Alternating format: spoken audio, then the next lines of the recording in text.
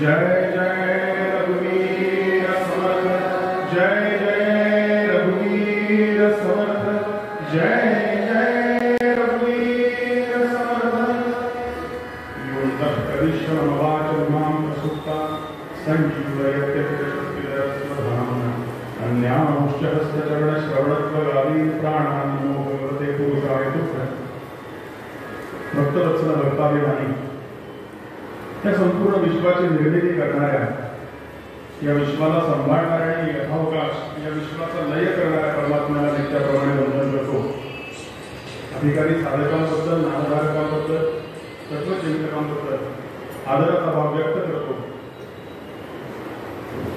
कथेकरता, कीर्तनाकरता ज्येष्ठ श्रेष्ठ मंडळी, वयोवृद्ध, तपोवृद्ध, कीर्तनामध्ये प्रथितयश कीर्तनकार असणारे अनेक मंडळी इथे बसले। त्यांच्या त्या त्या कलेकरता, निर्वृत्तेकरता, कीर्तनाकरता वेगळा नमस्कार करतो। तुम्ही श्रोते जगदीश मूर्ती, तेथे माझी व्युत्पत्ती किती, बुद्धिहीन अनतमती सलगी करतसे या न्यायानं निरूपणाला प्रारंभ करतो। निरूपणाकरता अभंग घेतलाय मनोबोधातला, मनाचे श्लोक आपल्या बोलीभाषेमध्ये। पण श्रोते हो, हे चिंतन कशा करता करायचं, ही कथा कीर्तन प्रवचन याचं आयोजन कशा करता करायचं। इतके वर्ष कीर्तन बोल हे सगळं आयोजित करतोय, नवनवीन कीर्तन का घेतोय, कीर्तनांचं आयोजन होतोय, पण याचं मुख्य कारणच आहे जगी होळीचे धन्य या रामनामे, क्रिया भक्ती उपासना नित्य नेमे, उदासीनता तत्वता सार आहे, सदा सर्वदा मोकळी वृत्ती आहे। हे होण्याकरता कथा कीर्तन ऐकायचे आणि सातत्यानं ऐकायचे। असा विचार करायचा नाही की 7-8 दिवस कीर्तन महोत्सव झाला की डायरेक्ट पुढच्याच वर्षी कथेला जायचं, असं आहे का? अजिबात नाही। आपण भात किती वेळेला जेवतो, अन्न किती वेळेला खातो, पाणी किती वेळेला देतो, दिवसभरामध्ये मोजदाद करतो आपण त्याची। समर्थ सांगतात, सेविलेच सेवावे अन्न, घेतलेच घ्यावे जीवन, तैसे श्रवण मनन केले चित्त करावे। पण गंमत अशी त्याने कलियुगामध्ये भागवताचा थोडासा अभ्यास करणारे असतील त्यांना थोडा आनंद होईल या गोष्टी करता। कलियुगाचा परिणाम असा झालाय, गोंदवलेकर महाराजांना एखादं विचारलं, कलियुग म्हणजे कसं समजायचं? आता हे कलियुग सुरू झालंय, हे समजायचं कसं? ते म्हणाले, दुष्ट लोक जे आहेत, वाईट प्रवृत्तीचे जे लोक आहेत, ते वाईट वागणारच आहेत, त्यात काही विशेष काही नाहीये। चांगले लोक वाईट वागतील म्हणजे कलियुग सुरू झालं असं समजायला हरकत नाही। एकूणच बोलायचं झालं तर कलियुगाचा प्रभाव असा आहे की आम्हाला कथा कीर्तनच नको वाटतं। परिणाम सगळ्यांना कसं वाटतं याचं नाही, कारण जे आता उपस्थित आहेत त्यांना आपण अपमानित केल्यासारखं होईल, असं आहे का? तर अजिबात नाही, कारण भागवतातच थोडा आधार घेऊन या प्रस्तावनेकरता जे कथेला उपस्थित आहेत त्याकरता भागवत सांगतं, जन्मांतरे भवेत पुण्यम तदा भागवतम तदे, अनंत जन्माची पुण्याई गाठीशी आहे म्हणून थोडा वेळ का होईना आपल्याला सत्संग मिळतोय। आता जो विषय मी प्रतिपादित केला की एकूणच आत्ताच्या काळाचा विचार केला तर कथा कीर्तन प्रवचनच नको वाटतंय ऐकायला, आहे ना? असं अनेक उत्सवामध्ये कथा कीर्तन प्रवचनकार लोक जातात, तरुण मंडळी नाही कीर्तना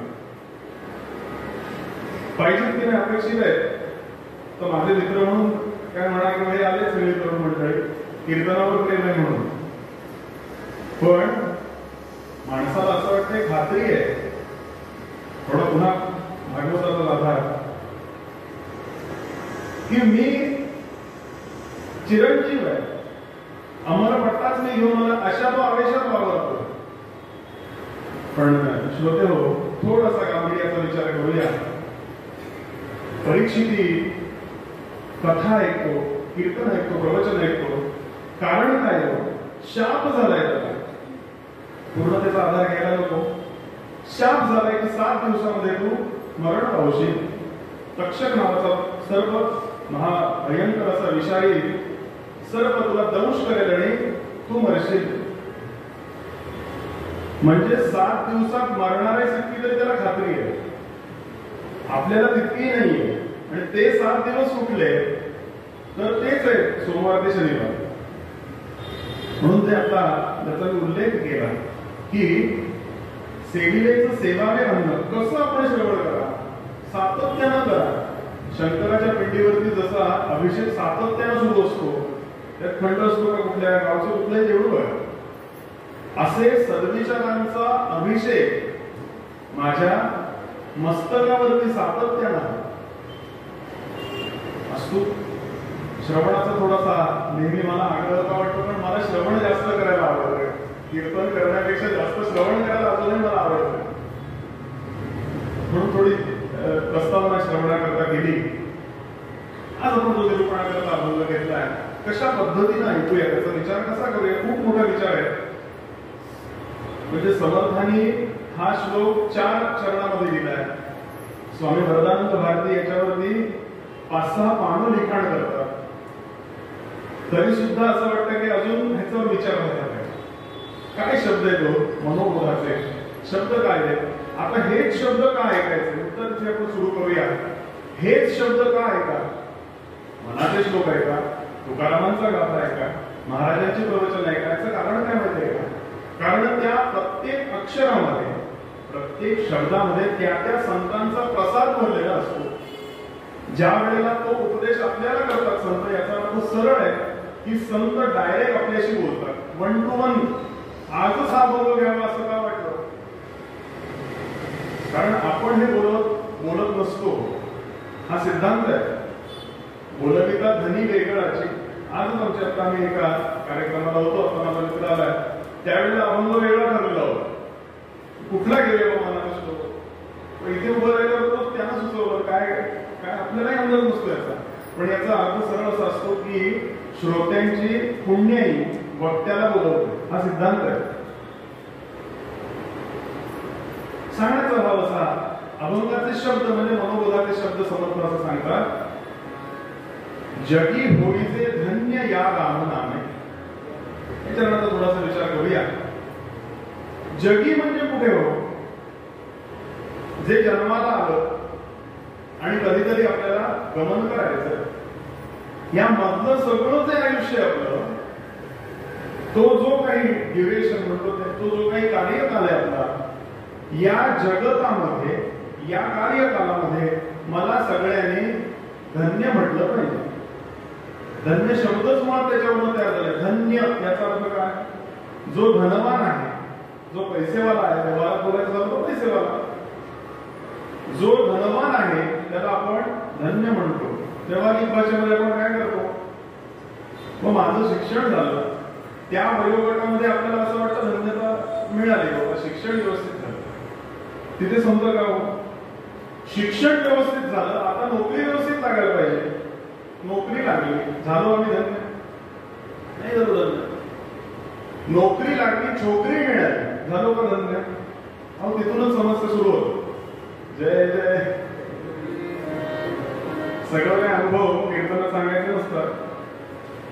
गमतीचा जरी मुद्दा सोडून दिला तरी ही धन्यता म्हणजे मला अमुक अमुक एक गोष्ट मिळाली की मी धन्य होईल.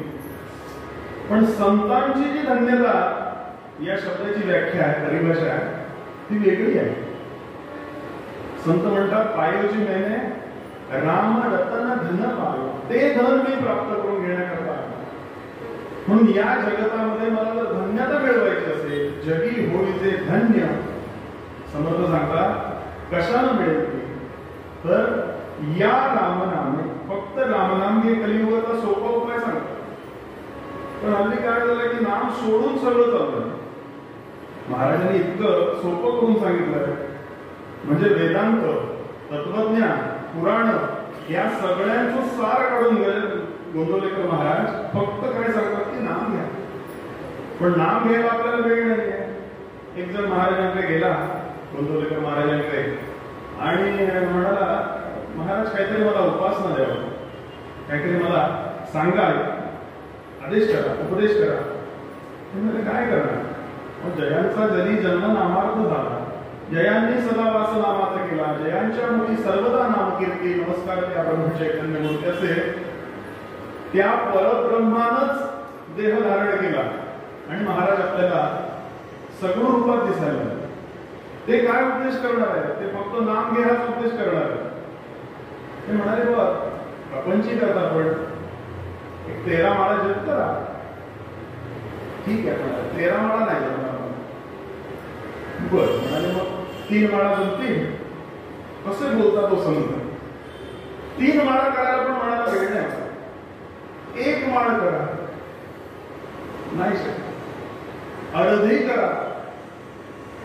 थोडेसे महाराज रागवले त्याच्यावरती. असलेले संत कधी रागवत नसतात, पण तुमच्या माझ्या कल्याणाकडे ते रागवतात, रागवू शकतात. म्हणजे राग हे शस्त्र ते वापरू शकतात. आपण ते काय हलतच नसतात. तुम्ही थोडेसे रागवले. म्हणाले त्या गृहस्थाला तुम्हाला जर जुलाब लागले तर कुठून वेळ काढता? जुलाब लागल्यावरती या 24 तासाच्या व्यतिरिक्त कुठला वेळ काढता का? जर जुलाबाकरता तुम्ही वेगळा वेळ काढू शकत नसाल, या 24 तासामध्ये ते जर आपलं ते आरोग्य बिघडण्याच्या करता वेळ देत असाल तर माझ्या रामाकरता का नाही वेळ? म्हणून हळूहळू हळूहळू हळू माझी परमार्थ मार्गामध्ये प्रगती व्हायला पाहिजे की नको सांगतो. काय होतं माहितीये का? मी अमुक एक गोष्ट केली की मी परमार्थ केला असं वाटतं. देवपूजा मी केली. देवपूजा हे एक 15 ते 20% कर्मकांडाचा भाग आहे.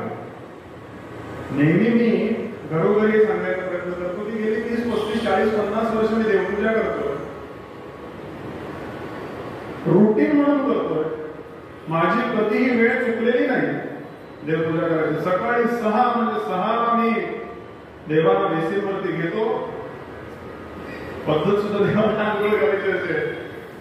एकाच त्या पळीने आणि भांड्याने कशाला घाला, बेसिनच्या खालीच दोरी येते. आणि कधीही माझी वेळ चुकलेली नाही. एक दिवस मात्र चुकली हो, त्याला उचलायला झाला ना. थोडं गमतीने आपल्याला सांगतो. सांगायचा माझा भाव लक्षात घ्या की गेली 40-50 वर्ष मी देवपूजा करतोय. खरंच घडला का मला परमार्थ?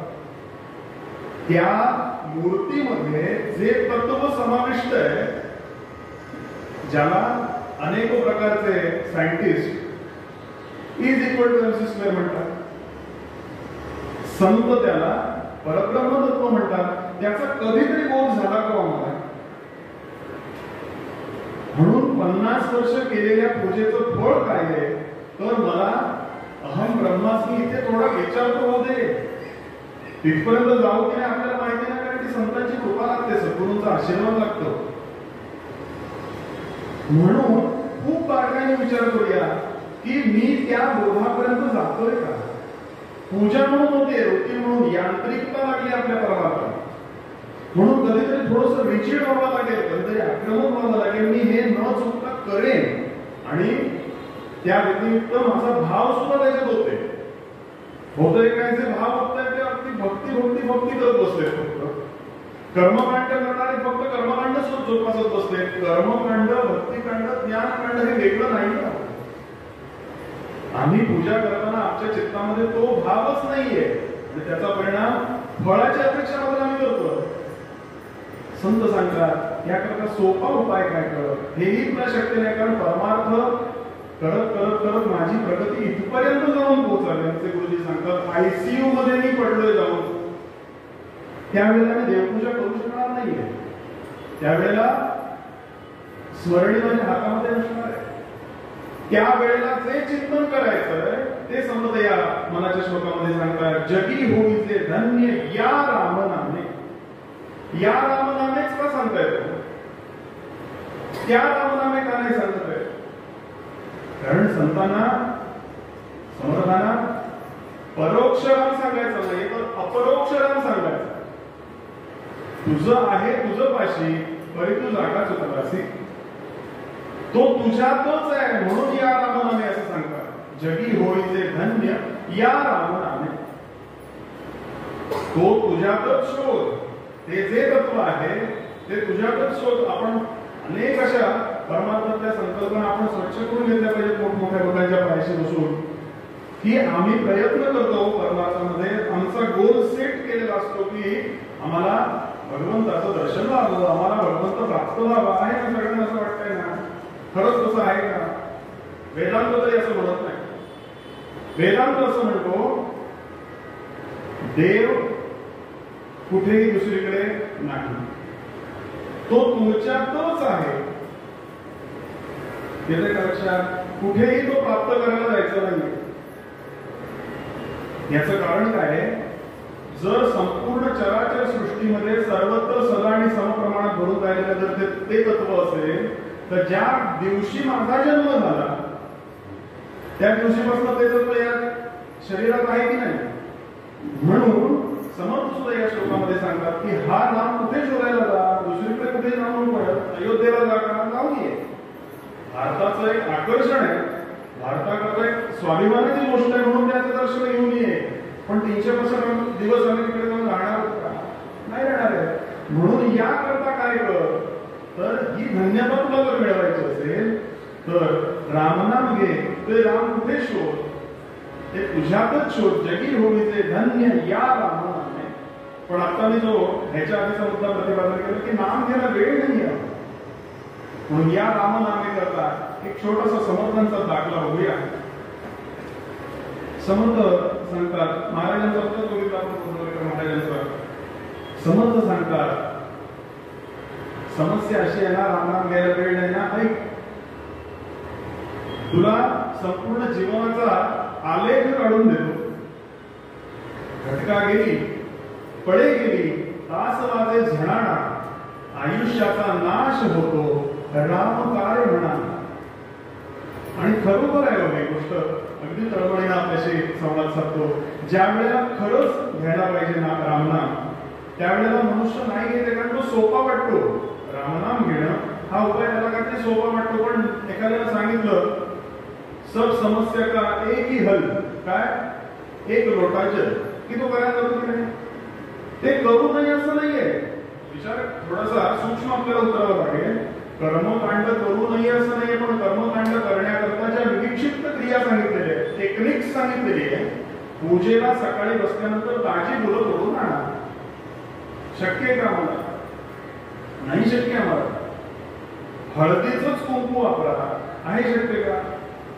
ते यजमानाकडे गेलं तर कुंकू लावल्यावर ते गोड रंगतं. किती ठिकाणी आम्ही मिस्टेक्स करतोय, किती ठिकाणी आम्ही चुका करतोय. म्हणून ती पूजा फलद्रूप न होण्याचं कारण हे एक आहे की मी त्यातल्या विविक्षिप्त नावाच्या ज्या क्रिया आहेत त्यातलं जे टेक्निक आहे ते सांभाळत नाही. म्हणजे मला मर्यादा आहे, ती पूजा करताना कर्मकांड करताना मर्यादा आहे, म्हणून कर्मकांड सोडायचं नाहीये. जे लोक सांगतात महाराजांनी, गोंदवलेकर महाराजांनी फक्त रामनाम घ्यायला सांगितलं, अहो ते रोज संध्याकाळ होते, ते कर्मकांड सुद्धा सांभाळत होते आणि नाम सुद्धा सांगत होते. आम्ही त्याचं नाम पण घेत नाही आणि कर्मकांड पण घेत नाही. आणि म्हणून तळमळीनं संत बोलतात की नाही ना वेळ मिळत आहे. थोडासा विचार कर, थोडा जीवनाचा आलेख काढून बघ, म्हणजे लक्षात येईल की तुझं आयुष्य तुझ्या नकळत कसं चालतं. मनुष्य अत्यंत हुशार आहे. साधी गोष्ट बघूया. ही 7-8 वर्षाची मुलं, 7-8 पण नको, 2-4 वर्षाची मुलं अँड्रॉइड फोन कसं चालवतो, आयफोन त्यांना हातामध्ये दिल्यावर ते कसं सहज चालवतात. याचा अर्थ मनुष्य अत्यंत हुशार आहे, बुद्धिमान आहे. पण परिस्थिती अशी आहे की तो गाफील आहे. आणि म्हणून समर्थ तुम्हाला सावध करतात की आता तरी विचार कर, आता तरी थोडा गांभीर्याने विचार कर, सिरियस हो. उदासीनता तत्वता सार आहे, इथपर्यंत आपल्याला जाऊन पोहोचायचंय. थोडासा विचार कर. काय विचार कर की तुझं जीवन तुझ्या नकळत कसं निघून चालतं.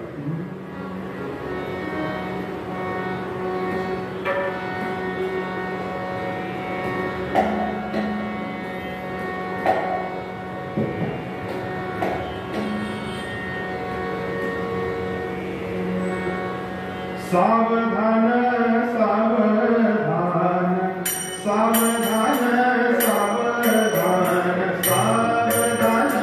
सावधान.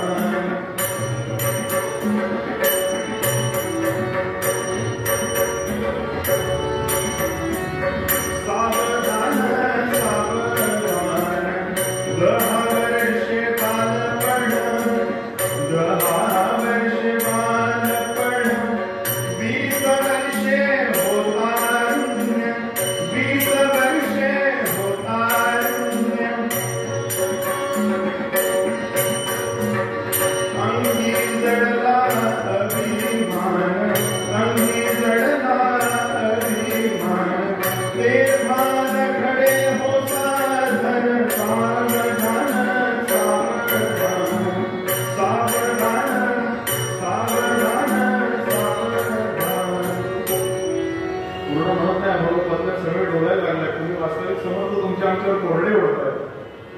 सावधान सावधान वाचे बोला रामना. पहिली गोष्ट सांगतात काय कर, जगी होईते धन्य या रामनामे. हे रामनाम कसं घे, कधी घे, कुठल्या वेळेला घे, काय कर नक्की, त्याकरता तुझ्या जीवनाचा ते आलेच काय. 10 वर्षे बालपण, वय वर्ष 1 ते 10 घडतो का परमार्थ? नाही घडत. कारण काय, ते वयच नसताना परमार्थ करायचं. वय वर्ष 10 ते 20 अहंकारी होतो मनुष्य, अभिमान वाटतो त्याला. ते विचार करून कसलं गॉड, आम्ही नाही विश्वास करतो देवावर. दिसाची होय भरती दारा पुत्र लाभती. साधारण 20 ते 30 या वयोगटामध्ये लग्न होतात, झालेली असतात. पूर्वीच्या काळात ते थोडं 300 वर्षापूर्वी बोलतायत सगळं. आता आमचं 35 पर्यंत करिअरच करत नाही, काय करायचं कळत नाही. फ्रस्ट्रेशन येत आहे. ऑफिसला जॉईन झाल्यावरती नेपोटिझम होतंय, सगळं टेन्शन येतं. दिसाची होय भरती दारा पुत्र लाभती, त्यातची पडे भ्रांती नकळे स्वरूप स्थिती. वय वर्ष 20 ते 30 परमार्थ लांबच पडतो. प्रपंच खरा वाटतो. दासबोधामध्ये समर्थ स्वगुण परीक्षा निरूपणामध्ये म्हणतात, नोबई आली या घरा अति हव्यास वाटे त्यावरा, म्हणे मतसारिका दुसरा कोणीच नाही. दिसाची होय भरती दारा पुत्र लाभती, त्यातची पडे भ्रांती नकळे स्वरूप स्थिती. 40 वर्ष होती डोळा 40 आली, नेत्रासी भुली पडली येता नदीसे जवळ. 50 वर्ष होती श्यामकेश शुभ्र होती, हलती दाताच्या पंक्ती याला म्हातारा म्हणती. 60ची होय गणना उठला बैसले ना, बैसता उठले ना, बापुळा होय दैन्य. आहे ना असं? तर समर्थ इतकं सिरियस करतात, आम्हाला गंभीरता देतात. 40-20 मिळवून 80 बापुळा होय विदेशी, जळाविण मासोळी जैशी तैसा होय दासावर्षी. नवावरी दिले पूज्य सुख राहिले तुझे, म्हणत असे माझे माझे, शेवटी जड झाले ओझे. शतवारी पुरुष झाला, राजहंस उडवणी गेला, देह कोरडाचा पडला. जन म्हणती उचला उचला, प्राणी भूमिभार झाला. याला की रामदास सांगतो सज्जनास जरा, सद्गुरूंची कास सावधान सावधान वाचे बोला राम. आहे ना असं? म्हणून अत्यंत सोप्या सोप्या पद्धतीने आपण याचा विचार करतोय की जगी होईचे धन्य या रामनामेच का म्हणताय. कारण अल्टिमेट सोल्युशन देतात. अल्टिमेट, याच्या पुढे काही नाही. ही जर धन्यता तुम्हाला मिळवायची असेल तर काय करा, क्रिया, भक्ती, उपासना, नित्य नेम. थोडा अनुभवांचा मी सगळे मुलं मार्गदर्शन घेतोय. अनुभव सांगतात या तिन्ही गोष्टी, क्रिया नित्य नेम, भक्ती नित्य नेमे, उपासना नित्य नेमे. माझी प्रत्येक कृती करत असताना थोडा तरी विचार करावा. एक क्षण तर करू शकतो विचार की मी खरंच करतोय का. परिस्थिती अशी झाली, त्या खऱ्या मीचा बोध होत नसल्याचा परिणाम हे सगळं मी या अहंकाराने करतोय असं वाटायला लागतं. क्रिया, माझी प्रत्येक कृती, तुकाराम महाराज सांगतात, काय केलं गोपींनी. गोपींनी कुठली भक्ती केली, कुठली उपासना केली, काय केलं. तुकाराम महाराज सांगतात, गोकुळीच्या लोकात झाले ब्रह्मज्ञान, केल्या विना जप तप व्रत. काय करावे ती जप तप व्रते, जव त्या नारायणे कृपा केली. बस त्यांची प्रत्येक कृती, क्रियेवरती जर बोलायचं आपल्याला झालं, प्रत्येक कृती त्या कृष्णाकरता अर्पण करतात. गोपींचं दूध काढणं कृष्णाकरता, दही लावणं कृष्णाकरता, दही घुसळणं कृष्णाकरता, लोणी काढणं कृष्णाकरता. क्रिया, भक्ती, भक्तीतलं सर्वोच्च उदाहरण जर बघायचं झालं तर पुन्हा गोपीच आहे. अहो, ज्या नारदीय भक्तिसूत्रामध्ये इतका महान ग्रंथ आहे, वास्तविक सूत्र ग्रंथ आहे हा भक्तिसूत्र. हा सूत्र ग्रंथ आहे. अल्पाक्षर आणि असंधिक, अल्प अक्षरामध्ये पण कळे विस्तृत, एकही उदाहरण वापरायचं नाहीये. म्हणजे श्रोते हो, नारद महाराजांनी मात्र हा नियम मोडला. मोह आवरला नाही नारद महाराज. नारद महाराज सांगतात सगळी सूत्र आपण वाचून काढा, एक भक्तिसूत्र असं आपल्याला सापडेल की तिथे उदाहरण वापरतात नारद महाराज. यथा ब्रजगोपिकांना उदाहरण द्यायचं नाहीये तरी सुद्धा दिलं, त्या गोकुळातल्या गोपींचं उदाहरण देतात नारद महाराज. कशी भक्ती करावी, आम्ही काय करतो भक्ती. खूप आपल्याला या भक्तीमध्ये उतरावं लागेल. एका कीर्तनानं 8 दिवसाच्या कीर्तनानं होणार नाहीये. याकरता दुसऱ्या चरणाचा विचार समर्थ ठेवतात. क्रिया, भक्ती, उपासना कशी करा, नित्य नियमानं करा. नित्य नियम, कन्सिस्टन्सी इज अन एक्झाम. असं आहे. माझ्या उपासनेमध्ये सातत्य आहे का, माझी क्रिया प्रत्येक कर्माला जरी आम्ही बसलो ना तरी अहम सुरुवात आहे ना, म्हणजे अहम बाजूला ठेवून कर्म करता येते का, नाही करता येत. म्हणून ते कर्म झाल्यानंतर प्रत्येक कर्माच्या शेवटी आम्ही काय म्हणतो, तत्सत कृष्णार्पणमस्तु, तत्सत ब्रह्मार्पणमस्तु. मी केलं म्हणायचा अधिकारच नाही आपल्याला. कर्मण्येवाधिकार असते मा फलेषु कदाचन. याचा अर्थ 30 दिवस नोकरी करा आणि पगार घेऊ नका असं नाही म्हणणं चाललंय भगवान गोपाल कृष्णांचं. एवढा तो काही मूर्ख नाहीये महाप्रभू. 30 दिवस नोकरी करा, फळाची अपेक्षा ठेवू नका असं नाही अर्थ त्याचा. फळाची अपेक्षा प्रत्येकची ठेवणारच आहे. हो, कोण आहे असा. पण मी जे कर्म करताना प्रत्येक कर्म, प्रत्येक कृती भक्ती भावना केली आहे का, माझी प्रत्येक कृती भगवंताच्या चरणी मी अर्पण करतोय का. जो ते करतो ना तो कधी फळाची अपेक्षाच ठेवणार नाही. फळ मिळवण्याचा तो अधिकारी नाहीये. त्याचं फळ योग्य ते मिळेल. कर्माचा सिद्धांत असा आहे की प्रत्येक कर्माचं फळ भगवंताच्या कृपेने लिहून ठेवलेलंच आहे. म्हणून क्रिया, भक्ती, उपासना, नित्य नेम ह्याच्यात सातत्य म्हणू नको. कारण काय होतं, एक 2-4 वर्ष आपण उपासना करायला लागलं वाटलं तर काय गरज आहे असं वाटू शकतं. वाटतं तसं अर्थ नाही येत.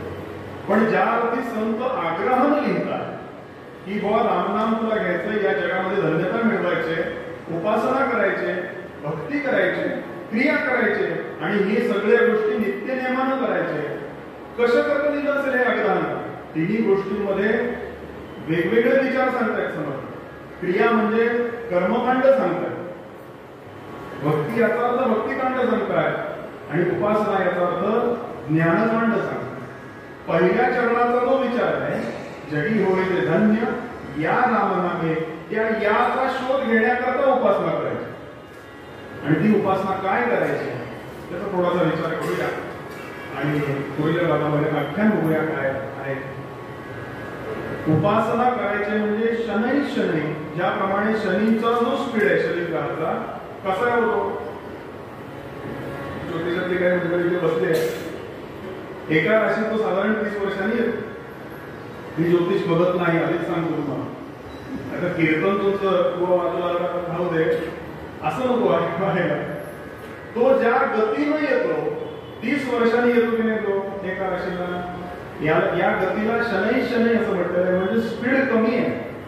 अशी माझी उपासना शनै शनै सातत्यानं करत करत करत करत एका बोधावरती येऊन स्थिर होते. आणि तो विचार म्हणजे कुठला आहे तर त्याला ब्रह्म विचार असं म्हणतात. कोहम कथमिदं जातं को वा कर्तास्य विद्यते उपादानं किमस्तिह विचारात सोयमी वृषः. हा विचार करत करत करत करत उपासना करायची. नाहीतर होतं काय, तोंडाला सवय लागते, त्याच्यात परत यांत्रिकता येते. रोजचं म्हणून जे काय आम्ही माझं ते म्हणून होतं, तांत्रिकता त्यातली सांभाळली जाते, यांत्रिकता सांभाळली जाते आणि माझं आजचं आणि काय म्हणतो आपण आटोपलं. लाचबोल वाचून तुम्ही म्हणाले, मी नाही म्हणत. सांगण्यात आला असा की त्या विचारापर्यंत जाऊन पोहोचायचं. खरंच मी कोण आहे, हू आहे माझ्या जीवनाचं ध्येय काय आहे, मला भगवंत दिसावा हे ध्येय आहे का, की जो आम्हाला प्राप्त झालाय त्याला ओळखायचा आहे. म्हणून क्रिया, भक्ती, उपासना याचं फळ काय सांगतात. या रामनामानच धन्यता प्राप्त करून घ्यायची असेल तर तो राम कुठे आहे त्याचा शोध घे. आणि तो राम दुसरीकडे तिसरीकडे कुठेही नाहीये. तो आपल्याच हृदयस्थ परमात्मा आपल्याच हृदयाशी आहे. त्याचा फक्त विचार करायचा आहे म्हणून उपासना करायची. क्रिया भक्ती उपासना आणि नित्यनेमानं करायची. हळूहळू 10 वर्ष 15 वर्ष 20 वर्ष जेव्हा होईल त्यावेळेला जरा कुठेतरी परमार्थात आपली प्रगती होईल. एवढा सोपा आहे का परमार्थ? महाराज तर सांगायचंय गोंधळकर महाराज तुम्ही कसला करता प्रपंच तो मी करून दाखवतो तुमच्यापेक्षा चांगला. तुमचा प्रपंच माझ्याकडे आणून सोडा, माझ्या चरणाशी आणून सोडा आणि माझ्याकडनं काय घेऊन जा? परमार्थ घेऊन जा. गेलो का आपण महाराजांकडे? सगळेजण प्रामाणिक आहेत त्याच्यावरती. त्यामुळे त्या कोहमचा विचार करायचा. आचार्य सांगतात कोहम प्रथमितं जातं कोवा करता असे विद्यते उपादानं किमस्ति ह विचारात सोयमी वृषः. तोच फक्त विचार करायचा की कोण आहे? अमुक अमुक एक नाव मला पडलं म्हणून मी आहे. अमुक एक गोष्ट माझ्या अवतीभोवती आहे त्याला मी समजतोय काय नक्की. म्हणून त्या कोहम म्हणजे खऱ्या मीचा या नामनामेचा विचार करायचा आणि तोच विचार फक्त आपल्या नेहमी सगळीकडे कुठे देवळा धर्मात जाऊन होणार नाहीये. ते मला शांतपणानं घरी एकांतात बसावं लागेल. एकांत याचा अर्थ एकाचाही जिथे अंत होतो त्याला एकांत असं म्हणतात. म्हणून त्या एकाचा अंत होणं म्हणजे त्या रामनामे या रामनामेचा शोध घेणं आहे. आपण करतोय काय सर्वसामान्य जीव काय करतोय की आता म्हटलं त्याप्रमाणे कुठल्याही समस्येचा इलाज काय? एक जललोटा त्याला ते करून समाधान वाटतंय. शेवटी खूप गांभीर्याचा विचार करूया. जर असं असतं तर गंगा स्नानानं जर मुक्ती मिळत असती, कर्मकांडानं जर मुक्ती मिळत असती तर त्या गंगेतले सगळे मासे मुक्त व्हायला पाहिजे होते की नको? झालेत का मुक्त? भगवी वस्त्र अंगावरती परिधान करून मुक्ती मिळत असती तर आचार्य सांगतात काही कुत्र्यांचा रंगच भगवा आहे. होते का त्यांना मुक्ती मिळते का? आम्ही श्वसन करतो याचा अर्थ आम्हाला वाटतं आम्ही जिवंतपणाचं रक्षण आहे. खरंच तसं आहे का? लोहाराचा भाता सुद्धा श्वसनच करतो ना तो. म्हणून हे कुठेही न करता अंगाला भस्म लावलं की मला मुक्ती मिळेल शक्य आहे का? ते तो एक भाग आहे कर्मकांडाचा. पुन्हा थोड्याशा संकल्पना आपल्या विस्तृत करूया. कर्मकांड करू नका असे संत सांगत नाहीये. कर्मकांड करत असताना कर्म करत असताना त्यामागचा जो भाव आहे तो माझा त्या चित्तामध्ये येतोय का? म्हणून त्या मीचा शोध घ्यायचा आहे. कोहम कथमितं जातं. हे विश्व कसं निर्माण झालं असेल? कोवा करता असेल ते कुणी बनवलं असेल? उपादानं किमस्ति ह विचारात सोयमी वृषः. एक दृष्टांत देतो आणि ते सांगतो.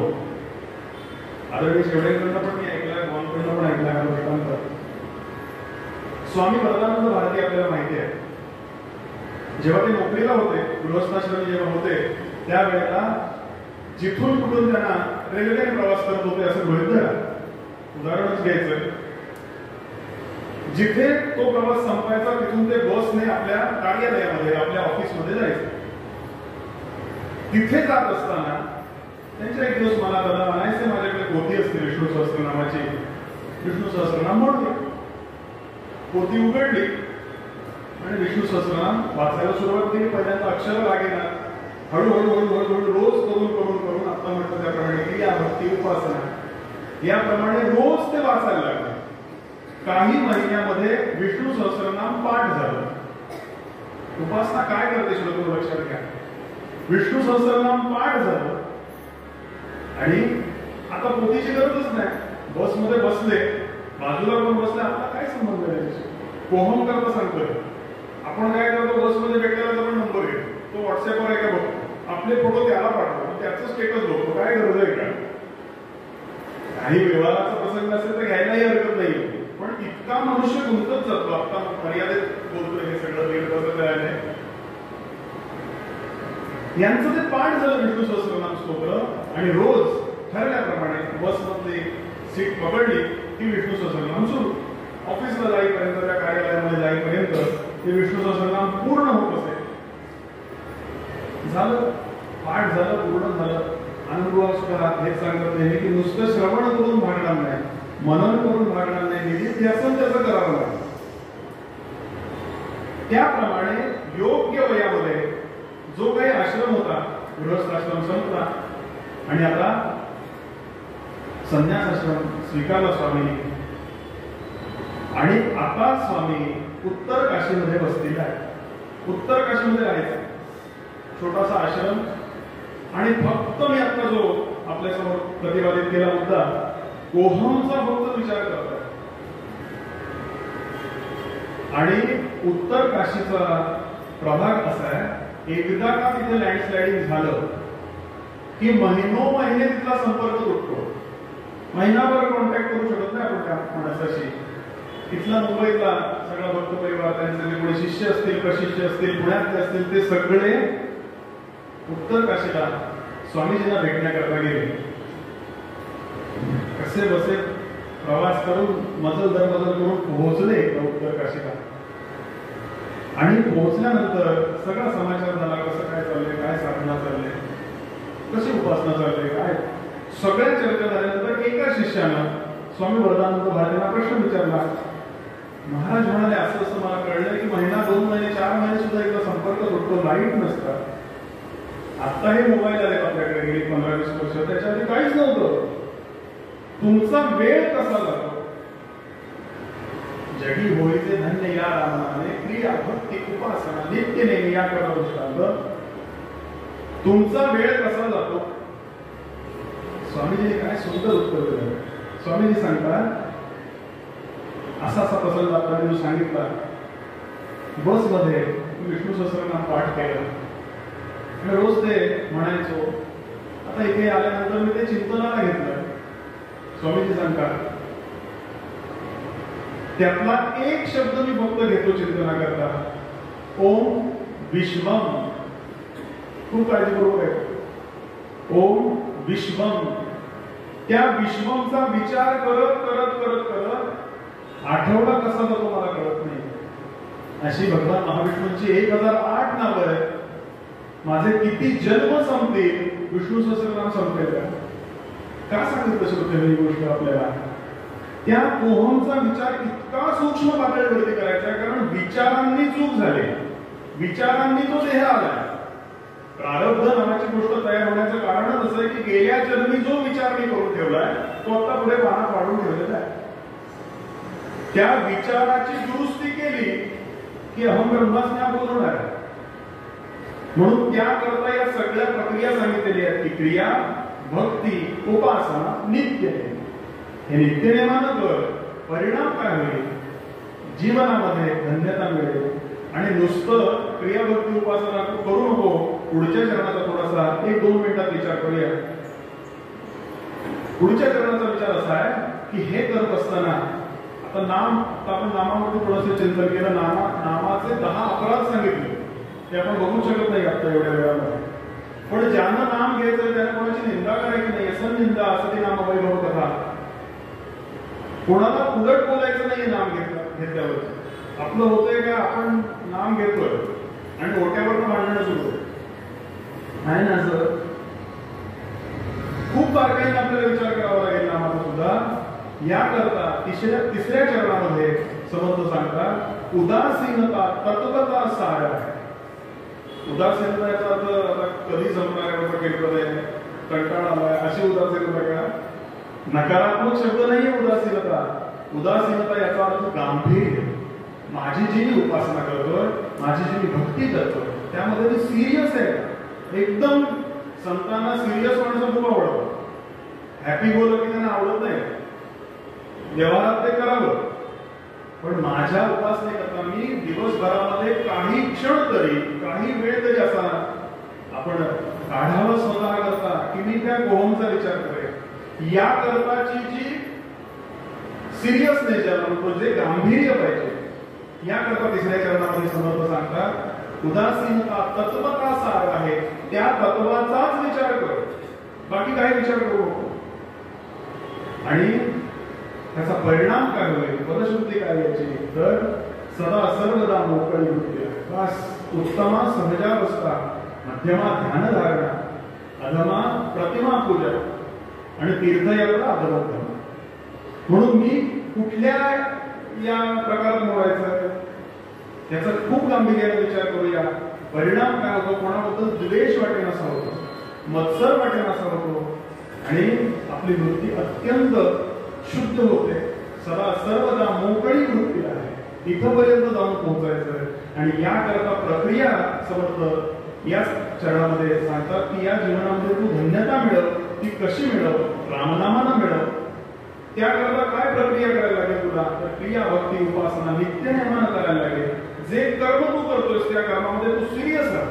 माझं काम तर पूजा सांगण्यात तरी इतकी सुंदर पूजा सांगता आली पाहिजे मला की खरोखरच मी पूजा करतोय का ती यजमान बसलाय पूजेला पण ती पूजा मी करतोय असं जर भाव तिथे आला तर माझी प्रगती नाही का होणार. उदासीनता तत्वता सागर आहे. आणि हळूहळू आता सांगितलं त्याप्रमाणे आयसीयू मध्ये असताना मी जे चिंतन करायला पाहिजे अशी कोणाची इच्छा नाहीये की कोणी आयसीयू मध्ये जाऊन पडावं. पण ही वेळ आली तर काय करावं सदा सर्वदा मोकळी वृत्ती आहे. असा ऐकून जेवढा अभ्यासाचा भाग होता तेवढा आपल्यासोबत मांडण्याचा प्रयत्न केला. प्रामाणिकपणाला समर्थ हेच मूळ पद्यामध्ये सांगतात.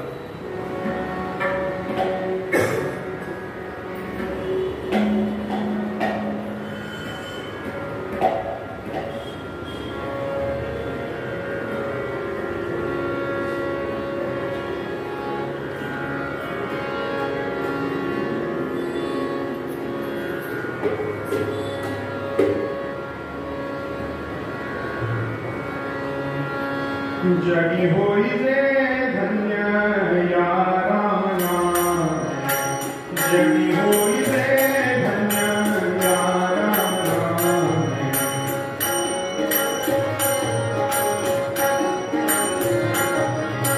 प्रिया भक्ती उपासना नित्य नेम प्रिया भक्ती उपासना नित्य नेम जगी होई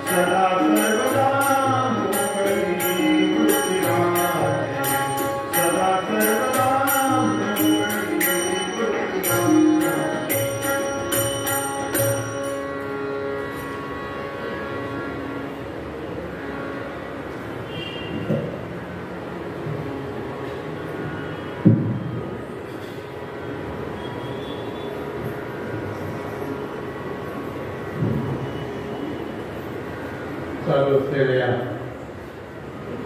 देवर्षी नारद कीर्तन महोत्सवामध्ये आज सायंकाळच्या सत्रामध्ये हरिभक्तीपरायण समर्थ उपासक असलेले असे अमेय पुणे या ठिकाणी सेवेसाठी उपस्थित आहेत. तेव्हा या महोत्सवाला अनेकांनी सहाय्य केलेलं आहे. मी आमच्या या महोत्सवासाठी सहाय्य करणारे असे आमचे देशपांडेबाई आणि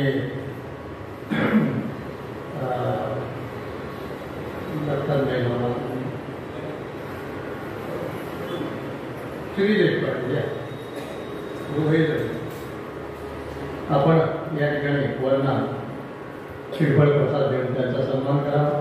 तसंच साथीदार जे आहेत आर्यन घोषे आणि अमृता तांबे यांचाही या ठिकाणी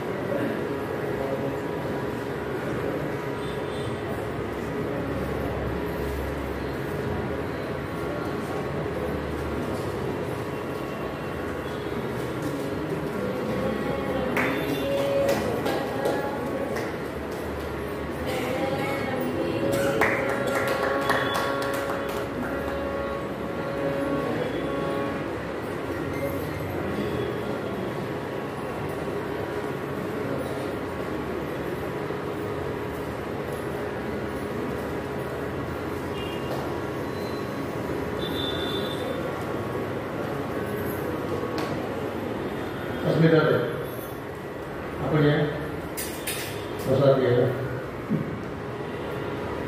वरने आंदोलनाचा प्रसाद आमच्या या महोत्सव सहाय्यकांना द्यावा अशी मी या ठिकाणी विनंती करतो. वनचा लौकिक अर्थाने जो परिचय आहे वनच्या समर्थ रामदास स्वामींचा अनुग्रहित असलेले असे व आहे. आणि शिक्षण जर विचार केला तर BA MA economics BA BEd असं वनचं शिक्षण आहे. त्यानंतर ICICI बँकेमध्ये नोकरी 3 वर्ष केली. पण 3 वर्ष नोकरी केल्यानंतर त्यांना आदेश झाला म्हणा किंवा पहिल्यापासून कीर्तन प्रवचन ऐकण्याची आणि अनेक असा साधू संघ घडूमध्ये लागली. जसं म्हणतात तसं अनेक साधू संतांबरोबर सज्जनांबरोबर राहून त्यांना लक्षात आलं की नोकरीत काही खरं नाही. म्हणून त्यांनी राजीनामा दिला नोकरीचा. आणि आज समर्थांच्या या प्रचार दौऱ्यामध्ये कायमस्वरूपी आपण कीर्तन प्रवचन जे आपल्याला सेवा मिळेल व उत्तम गायक आहे, गायनाचाही उत्तम अंग आहे, त्याच्यानंतर तबला आणि पेटी असं हरिहुंदरी असलेलं व्यक्तिमत्व वनचं आहे.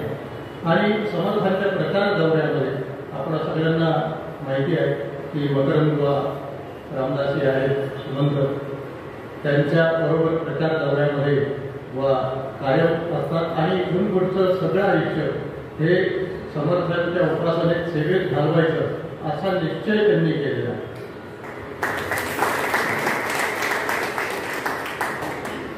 श्री क्षेत्र जांब येथे रामनवमी उत्सवामध्ये कीर्तन सेवा त्यांची झालेली आहे. त्याच्यानंतर कर्नाटक येथे बिदरमध्ये झालेली आहे. कोकणामध्ये रत्नागिरी, गाडीवडे, गुहागर इत्यादी विविध ठिकाणी बुवांनी कीर्तन सेवा केलेली आहे. पुणे, मुंबई, गोरेगाव, डोंबिवली, कल्याण इत्यादी शहरांमधूनही त्यांची सेवा आहे. आणि मुख्य म्हणजे रामकथा हा त्यांचा आवडीचा विषय आहे. आणि डोंबिवलीमध्ये जो रामनवमीचा उत्सव होतो त्या रामनवमीच्या उत्सवामध्ये बुवांची रामकथा त्या ठिकाणी झालेली आहे. आजवर 5 ठिकाणी श्रीमद भागवत पुराण कथा सुद्धा त्या ठिकाणी झालेल्या आहे. विशेषतः नाशिक क्षेत्री गोदावरीच्या काठावरती दत्ताधाम म्हणून क्षेत्र जे आहे तिथे परमपूज्य दत्तदास महाराज यांच्या समोर भागवत कथा निरूपण एक सप्ताहाचं त्यांनी 2021 साली त्या ठिकाणी त्यांनी केलेला आहे. नर्मदा परिक्रमा सुद्धा वंच झालेल्या आहेत. आणि त्या ठिकाणी परिक्रमामध्ये प्रवचन कीर्तन अशा विविध सेवा वंच्या कडून झालेल्या आहेत. नारद जयंतीमध्ये नारद जयंती ही 2023 साली जी अखिल भारतीय स्तरावरती जी झालेली आहे त्याच्यामध्ये काळाराम मंदिर ज्या 75 वर्ष अमृत महोत्सवी वर्ष याचं होतं आणि त्या अमृत महोत्सवी वर्षामध्ये अखंड कीर्तन सेवा ही निमित्ताने काळाराम मंदिराच्या प्रांगणामध्ये त्यांची त्या ठिकाणी झालेली आहे. अधिक मासामध्ये भागवत कथा नैमिक आरण्यामध्ये संपूर्ण झाली आणि राष्ट्रसंत समर्थ रामदास स्वामी यांच्या चरणपादुका कशा जवळ्यात व असतात असं या ठिकाणी समर्थांची उपासना आणि समर्थांचा आशीर्वाद उपासनेला दृढ चालू व्हावे त्याप्रमाणे बुवांची ही दृढ सेवा जी आहे ही यात चालू राहावं अशी मी पांडुरंगाच्या प्रार्थना करतो आणि विनंती करतो. आज रात्रीचं कीर्तन आहे त्या आमच्या हरिभक्ती गायक अंजलीताई जोशी यांचं सूचनाचं कीर्तन 8 ते 10 या वेळेमध्ये होईल. तेव्हा आपण सर्वांनी या कीर्तनाचा लाभ घ्यावा आणि बुवांना धन्यवाद देतो, विनंती करतो की आपण त्या उत्तर करत राहावे.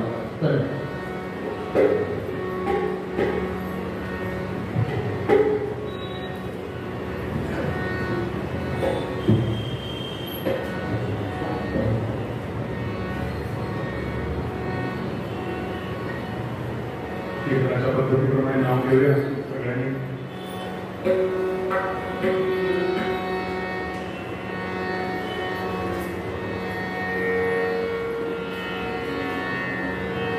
श्री राम जय राम जय जय राम.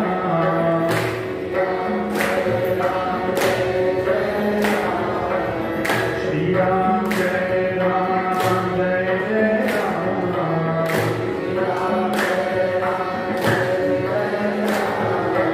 श्री राम जय राम जय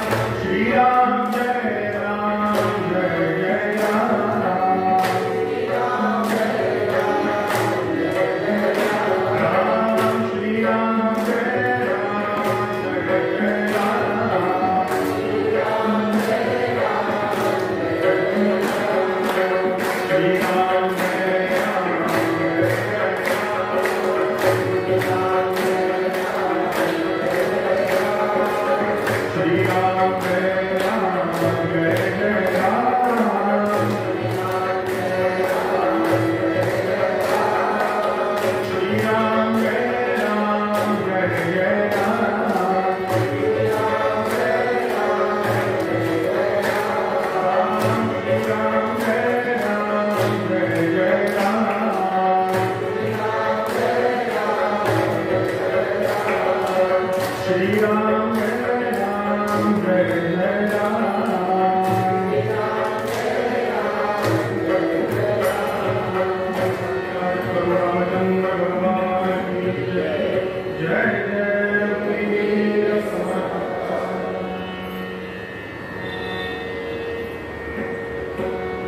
पुढे रामनाम घेतलं, कसं जीवन त्याचं धन्य झालं. नुसतं रामनामच घेतलं का, ती क्रिया केली, भक्ती केली, उपासना केली, नित्यनेमानं केली आणि संपूर्ण जीवन व्यतीत करत असताना एक जीवनाला गांभीर्य दिलं. परिणाम असा झाला, ज्या वेळेला देह पडायचा त्यावेळेला सदा सर्वदा मोकळी वृत्ती आहे. या बोधावरती स्थिर झाली बुद्धी असा कोण होऊन गेला? समर्थांचा भक्त म्हणा किंवा गजानन महाराजांचा भक्त म्हणा. बाळापुराचे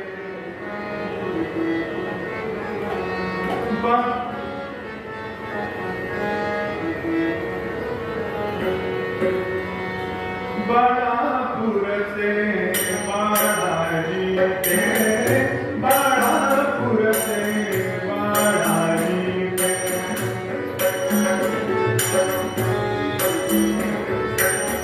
बाळापुरचे बाळाजी ते बाळापुरचे बाळाजी ते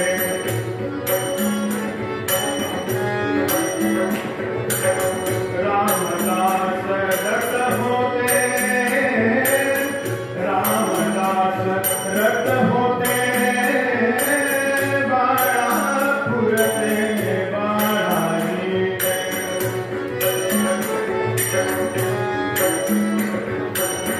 पुतळा नामे भार्या त्याची पुतळा नामे भार्या त्याची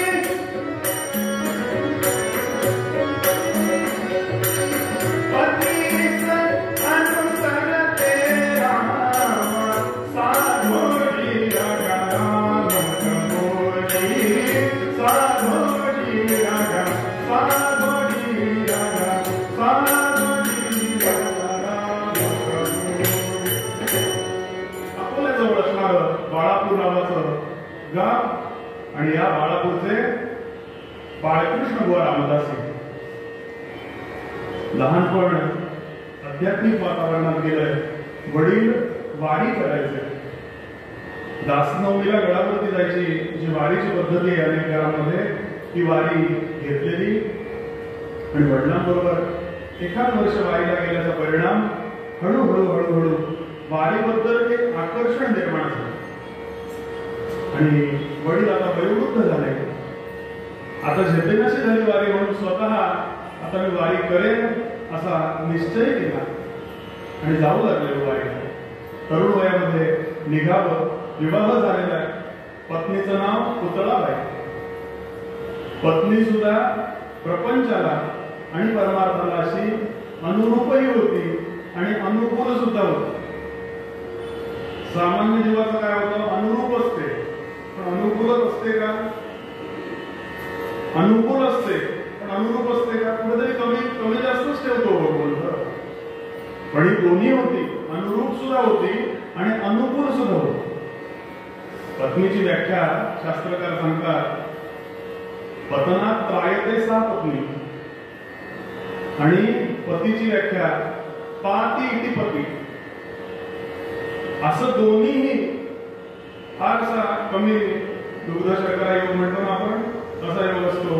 तशी पत्नी होती. आता यांना वारीला जायला आवडतं आणि पत्नीला पुष्पा बघायला आवडतं. समजेल का? उलटही घ्या असं काही म्हणत नाही. दोघेही वारीला निघतात. कशी वारी होती? काय वारीची पद्धती आहे? समर्थांना भेटायला जायचंय आणि पौष महिन्यामध्ये निघताय. अकोल्याहून निघाले आणि जांब क्षेत्री पहिला मुक्काम पडावा. जांभेला येऊन समर्थांचं दर्शन, आपले सद्गुरू आहे त्यांचं दर्शन म्हणून एक मुक्काम तिथे घ्यावा आणि तिथून शेगावला यावं. शेगावला गजानन महाराज देहरूपात आहे, त्यांचं दर्शन घ्यावं.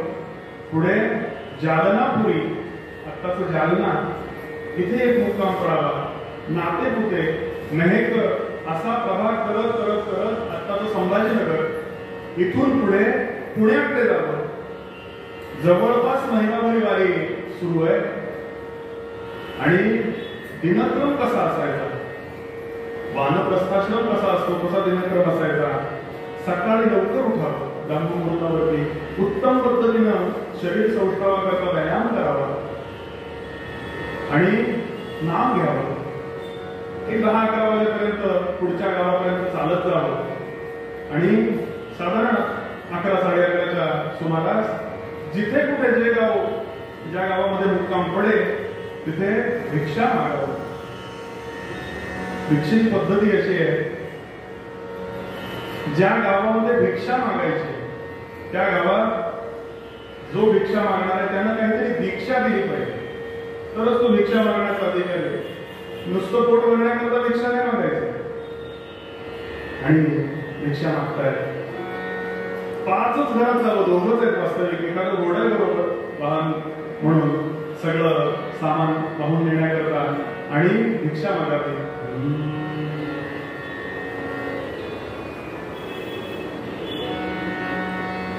जय जय रघुवीर समर्थ, सदा देव काजी जिते देह जाता, सदा राम नामे वदे नित्य वाचा, स्वधर्मेची चाले सदा उत्तमाचा, जगी धन्य तो दास सर्वोत्तमाचा. जय जय रघुवीर समर्थ, रघुपती राघव राजा राम, पतित पावन सीताराम.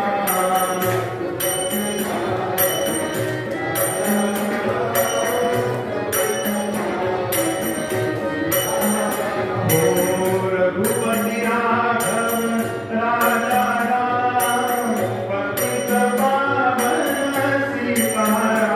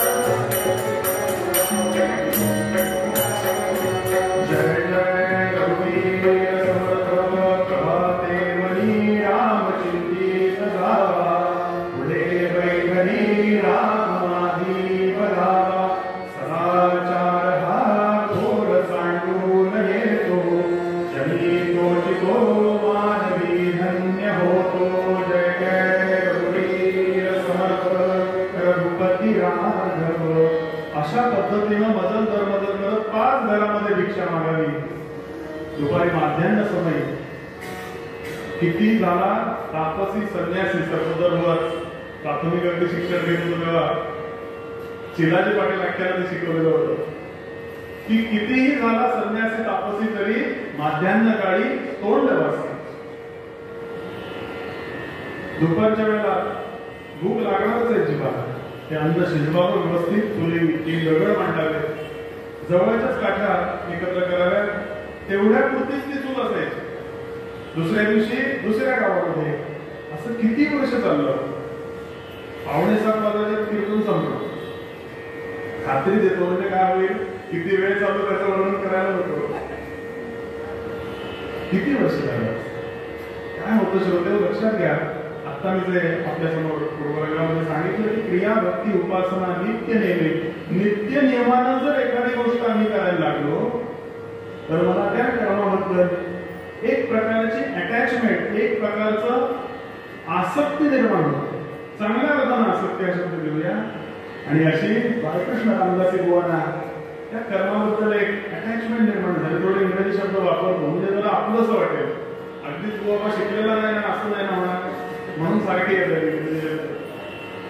आणि त्या कर्माबद्दल एक प्रकारची अटॅचमेंट वाटायला लागली की मी हे किती वर्ष करतो. 10 वर्ष झाली, 20 वर्ष झाली, 30 वर्ष झाली, 80ला टेकले बाळकृष्ण रामदासी बुवा. वर्षे झाली 80 वयाला, वर्षे झाली 80 वयाला, वर्षे झाली 80 वयाला,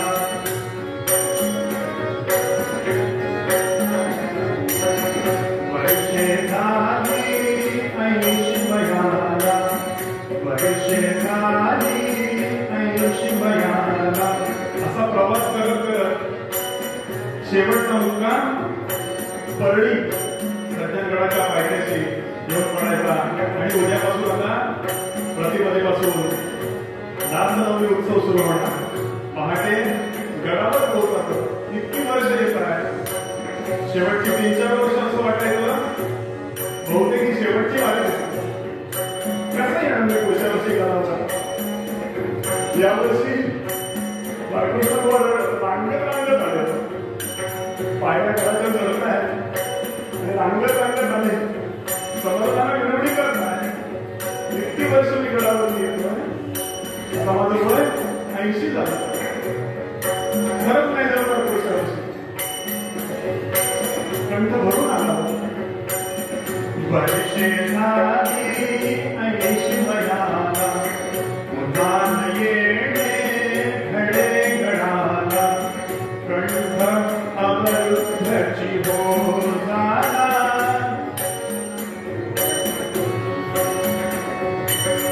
कंठ अवरुद्धाची हो झाला, चरणाभरी लोळे लोळे, चरणाभरी लोळे. कसे बसे गडावरती पोहोचले. पहिला दिवस पार पडतोय. पडेल ते काम करा.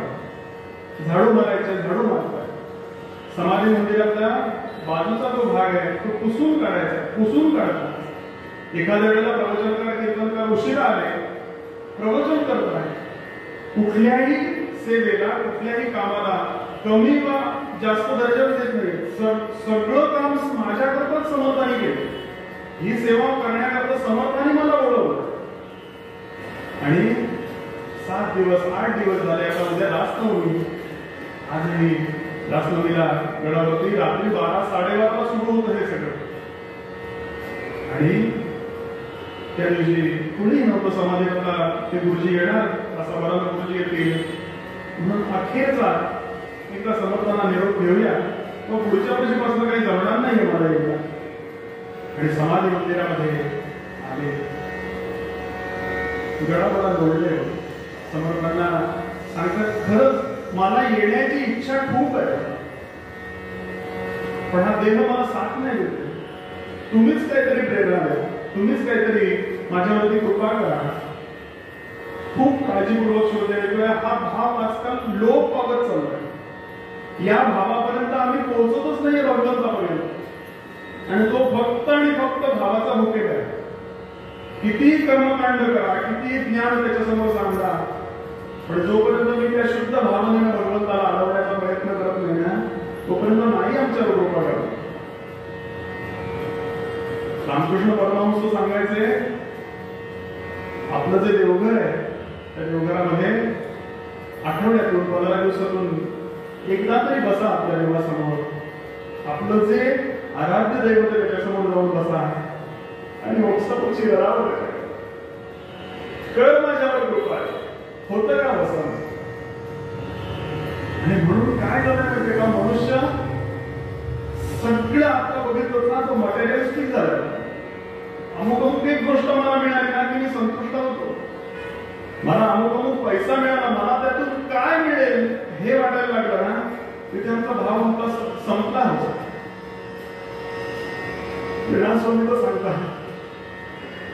सांगता, माझ्या कातरी जरी काढली, त्याचे जोडे केले आणि माझ्या सद्गुरूला अर्पण केले ना तरी कमीच आहे.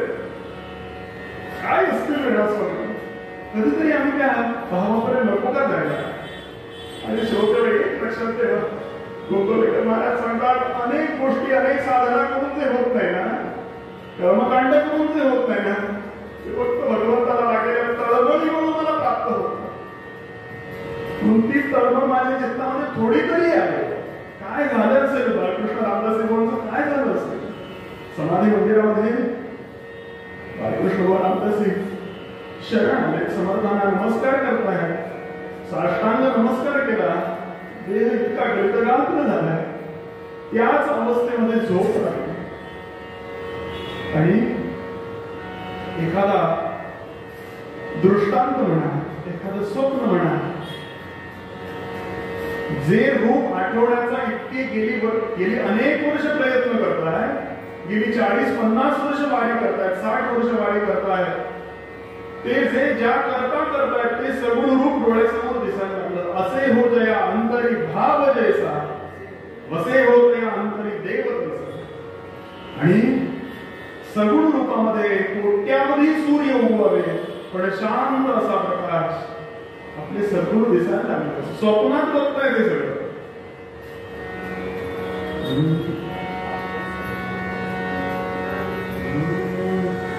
स्वप्नी म्हणाले रामदास. प्रत्यक्ष समर्थ उभे आहे. स्वप्नी म्हणाले रामदास, ऐसा न हो हताश, नको येऊ तेथून खास, या सज्जन गडाते. समर्थ उभे राहिले आणि भानावर ते आले. बालकडी भानावर आले, नमस्कार केला चरणावरती, मस्तक ठेवलं आणि समर्थ सांगतात, नाही ना होत आहे, इतके वर्ष तू माझ्याकरता आलास, आता वारी माझी आहे, तुझ्या देहाकडनं तुला होत नाहीये, नाही जा आता तू हा उत्सव झाला की पुन्हा अकोल्याला जा, बाळापूरला जा. पुढच्या वर्षी याच दिवशी दास नवमीच्या दिवशी मी तुझ्याकडे येईल. ग्वाही दिली, विश्वास दिला, आनंद झाला मनामध्ये. सगळी शक्ती पुन्हा एकत्र केली आणि आता निघाले. चेहऱ्यावरती आनंद दिसतोय. पुतळाला विचारताय काय झालं. काही गोष्टी अशा आहेत उपासना मार्गातल्या की त्या आपल्या पत्नीला सुद्धा सांगू नये. सगळ्यात जवळचं नातं पती पत्नीचं आहे. जरा विनोद म्हणून मी गेला प्रोग्राममध्ये, पण मित्र आणि मैत्रिणीचं नातं सांगितलं. पती पत्नी हे नातं नाही सांगितलं. पत्नीला सांगितलं नाही काय झालं, काय म्हणाले काहीतरी सांगायचं म्हणून सांगितलं. आपल्याला आता झेपत नाही ना, आपण दासोत्सव आपल्या घरी साजरा करू. निघाले, पोहोचले, 15-20 दिवस वारी करून पोहोचले घरी. आणि आता रोज क्रिया, भक्ती, उपासना, नित्यनेमी रोज ही आठवण येते. समर्थ येतो म्हणालेत ना, समर्थ येणार आहे आमच्या घरी. मनात बोलतोय. कधीतरी हा खऱ्या मीचा शोध घेण्याकरता त्या मी करता कॉल लावायला पाहिजे. आपला कॉल कायम एंगेज करतो माहिती का, कारण आम्ही व्यवहारातल्या मी मध्ये अडकलो. म्हणून रोज आपण आपल्या मीला, खरा मी जो आहे त्याला कॉल लावायला पाहिजे, फोन लावायला पाहिजे. रोज विचार करताय, रोज देवपूजा करताय, विचार करतात समर्थ येणार आहे. पादुकांवरती फुलं वाहत आहे, विचार करतात समर्थ येणार आहे. वर्ष होत आलं, दासोत्सव उत्सव सुरू झाला आणि सगळं काही सजलंय. गुरुजी आले, अवमान सुरू झालाय, अभिषेक सुरू झालाय. आणि इतक्यामध्ये कुठेतरी सांगत आलं, दारापाशी महाराज आले. लगेच भावना लक्ष झाले, मला शब्द माझ्या सद्गुरूंनी दिलेला, मी जातो. लगेच धावत गेले दारापाशी. दारापाशी जाऊन बघतात तो कोण होतो. संत गजानन आले, आले संत गजानन आले, आले संत गजानन आले.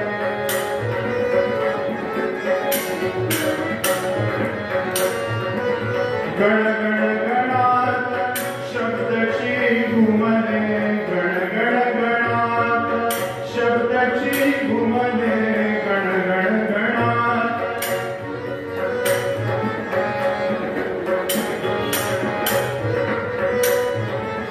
संत गजानन आले, आले संत गजानन, संत गजानन, संत गजानन आले, आले. येऊन बघतात तो करण्या गेला नमस्कार. नमस्कार करायला गेल्यावरती मात्र गजानन महाराज दिसतात. अनादर नव्हता, कारण वारीला जाताना एक मुक्काम शेगावला असायचा. संत होते हेही माहित होतं. नमस्कार केला, पण जसाच नमस्कार समर्थांना करायला पाहिजे होता, हे अपेक्षा होती, त्याप्रमाणे नमस्कार केला नाही. काय संत कृपा करतात म्हणजे काय करतात, क्षणात रूप बदललं.